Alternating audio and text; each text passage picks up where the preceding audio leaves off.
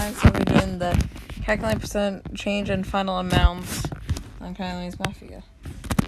You're given the initial 20 and the final 60 amounts. Did the amount increase or decrease from initial to final? I'm going to read the problem here. The Italian restaurant near your house sold 20 mushroom pizzas last week and 16 mushroom pizzas this week. Most of the change in the number of mushroom pizzas from last week to this week. So it was a decrease because the number went down.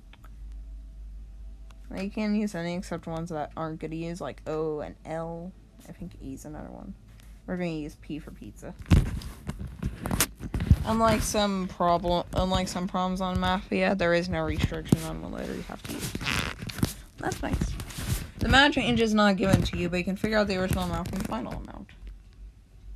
So, let's see, what do we put here? Okay, so basically we have to subtract the two numbers.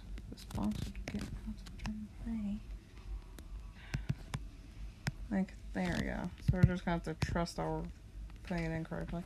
And then we just put the original. And then, of course, as all of them do, you have to do the optional steps. And you can also do it down here, but yeah. So we're going to do the optional steps. Compare the numbers by each side of the equal sign.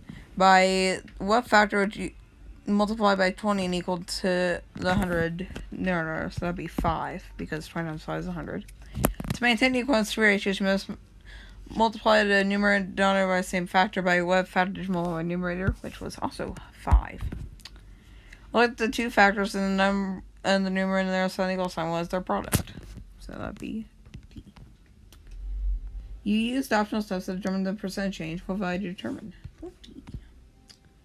Indicate whether the change of problems increase or decrease. Decrease.